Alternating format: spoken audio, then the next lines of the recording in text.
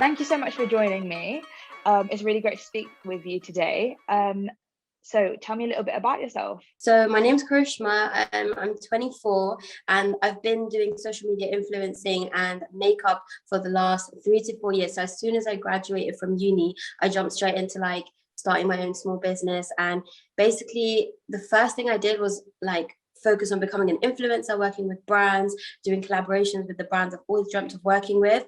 But as I gained practice and confidence, I realized I really want to go forward with doing bookings, bridal bookings, international bookings, working with celebrities and on set and stuff. So yeah, that's just a bit about me. How did you start getting into makeup initially? So I've been a tomboy since forever. Like I'm always in tracksuits and hoodies, and I've just not been that girl that loved makeup.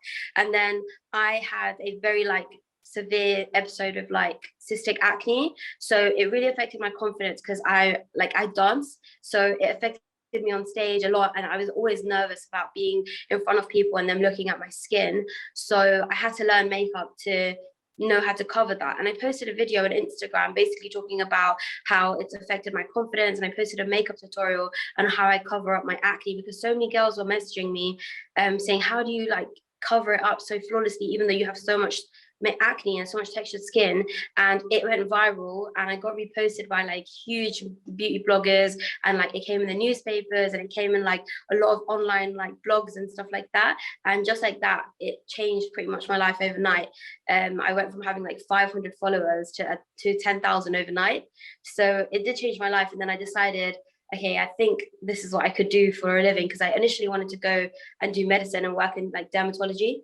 And then I realized I could be actually changing a lot more lives in terms of skincare and helping people with their acne, because it's a very, very serious thing when you look at how it can affect someone's confidence and how it can, you know, your face is your introduction into every room before you say hello. So it is a very important thing. So yeah, that's how I got into it, and touch wood, like it's been great. And so many girls have found a personal connection with me through that. From there, it went into makeup and it escalated into influencing and like fashion blogging as well. Like I'm a curvy girl, and it's not very common for an Asian curvy girl to be blogging and talking about it, because it's quite negative to be a bigger girl in Asian society. I always get called out for it whenever I go out in public places. People are always telling me how to lose weight and this and that, and it's just I'm that girl who decided enough is enough, and let me show people like this isn't a downfall to be a curvy girl or a girl with acne or a girl who wears makeup or a girl who does influencing as a living.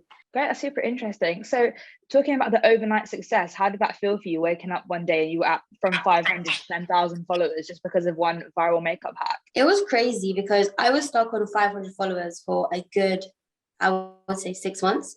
And it was just my friends and family supporting me. And even they thought it was stupid. Like I was getting so much backlash from my own family. They were like, this isn't going anywhere. You're putting so much time and energy into your content creation.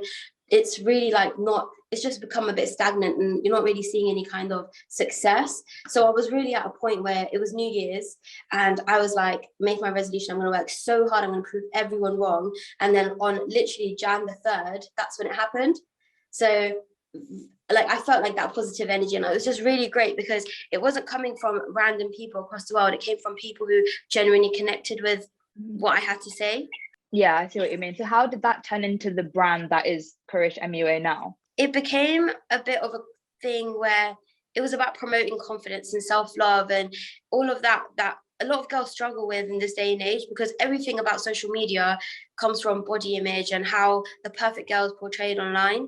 And if you look at a majority of influencers, I'm going to go ahead and say 90% of influencers have this body that every girl looks up to, has the face that every girl wants to get cosmetic procedures to get. And these days, every girl on social media looks exactly the same because they all want the same cheeks, they all want the same jaws, they all want the same bodies.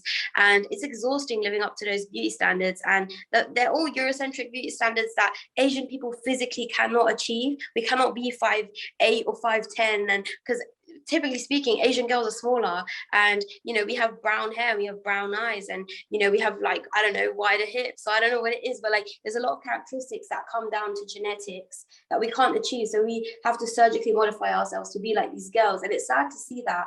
So I decided I wasn't going to be one of those girls, and that is the brand in its own self. Authenticity, yeah, that's the word. Authenticity, because that is at the end of the day the greatest currency, the strongest currency in this world. Everything's been done. There's almost 8 billion people in this world. It's hard to be unique. So that is the brand in itself.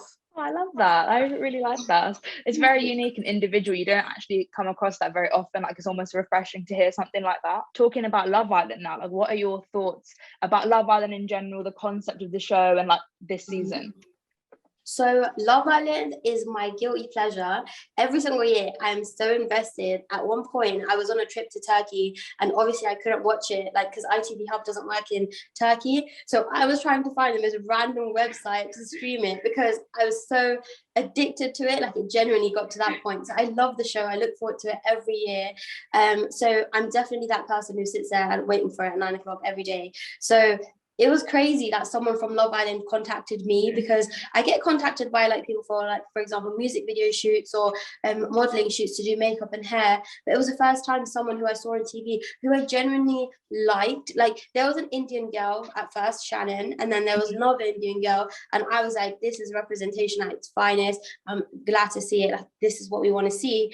And obviously there was a lot of like negative remarks being made about Priya, and she didn't have the best reputation due to like certain political beliefs or certain like things that she said on air. But ultimately I thought that she was a refreshing character, and it was just nice to see brown girls on such a huge platform. So when she came and approached me to do her makeup for the Love Island reunion, I was like so shocked. I was running around my house telling everyone. I was so happy because it gives you not only like the opportunity to speak with people, but to be part of something that meant more than just a show. Because seeing someone from my like country was a big thing. And it is like, when you really deep it and you think about it, when do you see people with brown skin on such big platforms? So for me, it was an opportunity to be a part of that revolutionary thing. So yeah, I was really happy when she initially contacted me, and then from there it went a little bit downhill, which you can talk about if you want. Yeah, if you want to briefly explain the situation, we won't go into too much depth. So she messaged me saying she would like me to do her makeup on the 5th and 6th, and I was flying out on the 6th to Germany. I said to her, I would love to do your makeup, and if you want me to cancel my flight on the 6th, I will, and I'll book a later flight, just because I was so excited to work with her, and it's an opportunity for me too. So that's how far I was willing to go. So I was messaging her back and forth, trying to get a reply out of her. I can understand she's incredibly busy, so I wasn't like annoyed about it, but I was like, hey, please can you let me know, please can you let me know for 4 days straight what hair and makeup do you want, where the venue is, so I can plan my travel and I can give you a quote. So from the very first day, I made it very clear, let me know where this place is and what style you want and what we're creating here, so I can give you a quote. So I'm pretty sure that telling someone I will give you a quote implies there's a payment involved. And I worked for free for a very long time, and I know I've put my skills out there and like refined them to now I know my worth. When I then gave her a little bit of an invoice and I said, this is how much it will charge for hair and makeup, and this is how much it will charge for travel. The travel costs were higher because she was 2 hours away from me, so I would have to get a cab but into central London and back, and it would take me 6 hours on set to do touch-ups, to do basically red carpet makeup that looks perfect in photography, it looks perfect in artificial lighting, and it just looks flawless in person as well. And that takes a lot of work, and hair as well. So I said to her that the entire thing would take me 7 hours, so therefore I'm charging you £240, and that's what I said. And those are my standard rates. They didn't fluctuate because she had a blue tick by her name or because she was now an up-and-coming celebrity. So she then didn't reply to me for that night. And the next morning at 9:50, she messaged me saying, sorry, gotta cancel. I didn't expect to be paying anyone this much. And to be very honest, since I've come out of the villa, I haven't had to pay for anything. Like with hair and makeup, it's all been in exchange for exposure. Now, the account that she actually messaged me on is my business account, which has just over 1,000 followers. I'm pretty sure she thought that if she said, I'm going to cancel, I would turn around and beg her for the opportunity and say, you know what, it's fine, I'll do it for free. But I've been on social media for 3 years and I've built my following up to almost 200,000 followers. And she, at the time, had, I think, 90,000 followers. Now, I'm not one to look at followers or numbers or statistics or anything, but I was just thinking in my head, it's a bit confusing that she thinks that I need her exposure because I've been in this for a lot longer. So I was a bit confused, but I didn't say anything like that. I sent her a really respectful message that was just like saying, I'm really disappointed that you think I'd work for free. You're becoming a doctor. I'm sure you know a little something about being unappreciated and underpaid. So I wasn't expecting this. And I genuinely don't need the exposure, or do I want it? I just wanted to work with you. But since you think my work isn't worth anything, it's fine. We can go ahead with the cancellation. And she just blocked me. Like, instead of sincerely apologizing and saying, I'm sorry that I basically disrespected what you do for a living, she made me feel this small, and then she blocked me. So I thought, you know what, celebrities get away with this way too often. She thought, this girl with 1,000 followers, what is she going to possibly do? Obviously, she didn't know that I do have a bit of a platform, and I will probably speak out about it. And to be super honest, I'm not one for drama or tea or anything. I wouldn't have said anything had she not blocked me. So I just made like a funny TikTok. Like a violation. That's very muggy. That's like a statement saying, you're a prick. I'm not going to let someone take me for a prick. No way. And it went viral. It got like 1.1 million views on TikTok overnight. And then it got taken down by TikTok for bullying. And then it got put back up because they realized I was the one who was the victim here. So they put it back up. And she personally messaged me saying sorry. I haven't replied to her yet because she, in her apology, even again pointed out that I was overcharging her. But she's probably making tons of money on brand deals at the moment. So I don't really understand. And, you know, I was getting so much support from people saying £240 is nothing, including travel, touch-ups, the entire day of work. Yeah. And, you know, I was just surprised that someone with that kind of reputation was out here just looking for freebies.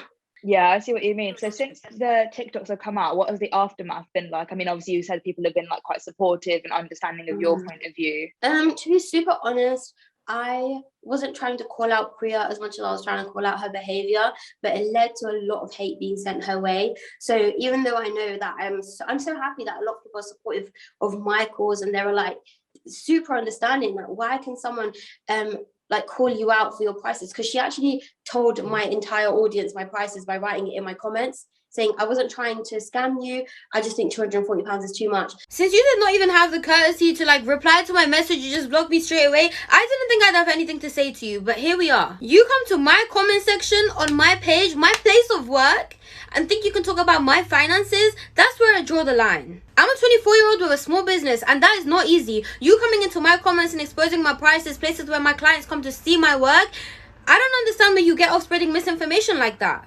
You saying I'd be charging you £240 for 2 hours of work is completely inaccurate. It would take me at least an hour and a half to get to you. It would take me 3 hours to do your makeup, and then it would take me at least an hour and a half to get back. If you wanted to look red carpet ready in less than 3 hours, then sis, you probably should have gone to another makeup artist. I stand by my prices, and I owe no one an explanation because I know I go even higher than above and beyond for my clients. You came to me. I was recommended to you. My name was already in your ear, so I clearly don't think I needed the exposure that you were trying to give me. Everyone's asking me for receipts, and I will come through with those, no doubt. I just don't have any real receipts to show you guys because I was never paid. Professionally speaking, you don't tell someone else's prices. It's just unprofessional. So I was like, you don't come to my place of work and expose my prices and stuff like that, because it's just so unprofessional, Priya. But cool. And then now that gave me a really like bad kind of feeling about it, just bad vibes around the whole thing. Even then, even though she did me she did me dirty like that, and even though she treated me like my profession is not important as hers, I feel bad because she got a lot of hate, and I kind of want to make like a bit of a statement now on my social media saying, guys, I understand that what she did was wrong, but ultimately no one deserves to be treated like that. You hear stories all the time about people's mental health just spiraling downwards after something like Love Island. It's such a high and it's such a low. So I don't want to be part of something so negative, but then again, creatives like me get exploited all the time because we're scared of losing an opportunity. So it becomes, should I do it for free and get the opportunity, or know my self-worth but lose a big opportunity like this? So the aftermath of it is I got a lot of support. I got so many people messaging me saying this is ridiculous behavior. Why do these influencers think they can get away with it? And I am in the unique position where I am a small business and I'm an influencer. So I can understand where she was coming from. She's 23. She got hit with overnight fame. She probably just didn't know how to word herself. Like, she probably just didn't know how to convey that I don't want to pay this much. I probably would have been okay if she just said, I can't afford it, but she blocked me. And that's where it became personal, because it was like, I've respected you so much. I've been so lovely to you this entire process. Why did you feel the need to do that? What is your opinion on the idea of being paid in exposure in general, like especially for someone who doesn't have a platform or a following, someone who's just starting now in any industry in the creative sector, what is your opinion on being paid an exposure by someone from a bigger or more influential platform? It's actually a very, very great way of getting exposure when someone can actually give you that kind of exposure. When that person can't, it's very much like you're trading yourself worth for very little, and it's not fair on you, because it takes hours and hours to create content for a brand. Sometimes brands send me stuff for free and they say there is zero obligation for you to post anything, because they respect that it takes time and effort to create content, and I respect brands that treat me like that too. But sometimes people do expect too much, and I would say that it's part of the process. Up until you reach a certain point, you do have to accept that the way to get in with these big brands and the way to get in with a certain type of people, a certain group of people, increasing your following, is through actually working for free for these brands, getting on their good side, getting reposted by them, getting recognized by them. But that is not at the detriment of your self-respect ever. So if you are struggling to build a following and a brand comes and speaks to you saying, would you create content for us for free? In return, we'll give you £100 or £200 worth of products. That's an investment at the same time. But the word collaboration needs to be there. There needs to be a contract in place. The word exchange needs to be there. You cannot have anyone just having expectations. That's where the entitlement comes in. And that's what I think happens with these Love Islanders, that the word collab, the word exchange of exposure, the word let's work together was never ever brought up. It was, I would like to book you. So that was the confusion there. But obviously for any up and coming influencers or people who want to get into this industry, up until a certain point, you will have to work for free, and you will have to get in with these brands to then one day tell them, I've worked for you for a really long time for free. Now it's time for you to return the favor and pay my bills a little bit. Yeah, completely fair enough. What is your opinion, or do you think actually it's a lot easier to become like an influencer these days, or a social media personality, or like these kind of like celebrities that arise really quickly through things like social media or TV shows like Love Island? So I think Love Island is a fast track ticket to fame, and there's nothing negative about that, because if you think about the aftermath of being on a show like Love Island, having zero privacy, constantly being attacked by paps, constantly like having social media trolls on your side, like just constantly attacking you, there's a lot that you have to deal with once you come out of the villa. But yes, you have millions of followers, you get brand deals, you're now essentially making thousands of pounds a day just for posting pictures, and that's an incredible thing. So I actually don't see it as a negative thing, even though some people do. I think it's a genuine job. But I do feel like social media now has become very saturated. There's a lot of people trying to do what for example I'm doing, or the girl just down the road is doing. Like, you know, having a camera and a tripod in your room doesn't make you an influencer. You need to have a message behind what you're saying, or there's just no conviction there. But I feel like it's very difficult now, actually, because so many people are doing it. If you don't have something new to bring to the table, you'll be forgotten like that. Because like I said, there's millions of users on social media. You've got to bring something different to the table. Great. And just to round off a little bit, so going back to you, who have you been your biggest inspirations kind of in the makeup and beauty industry? So in terms of makeup and beauty, I look up to a lot of girls who actually admire the fact that they're different in terms of genuinely accepting themselves. So I would say people who are like curvy models such as Ashley Graham. I love Winnie Harlow as well. I really like Huda Beauty just because she's so inspiring with the content she creates and with the products she creates and everything like that. In terms of content creators, I love also looking at girls who dancing, and they're even though they're curvy and they get so much hate for being bigger girls online, they are truly embracing it. They're doing their makeup, they're doing their fashion videos, they're making people feel like it's okay to be a certain size or look a certain way or be a little bit different. So any girl that kind of promotes that kind of individuality and like self-love, that I'm a fan. And what would be your one bit of advice for any young girl who's looking up to you as a makeup artist or trying to maybe become one themselves? My advice would be, nothing is as it seems. No one is as happy as they look. No one is as perfect as they look. So don't worry about the filters. Don't worry about airbrushing your skin or like editing out your curves. Just absolutely love the process of loving yourself, because it's a very difficult one, and it will drain you and it will hurt you and it will be so hard. Like, you will have bad days, but you always need to come out on top because there is no one like you. And where can they find you, last of all? So you can find me on TikTok, Instagram, and YouTube at KARISHMUA or karishma.mua.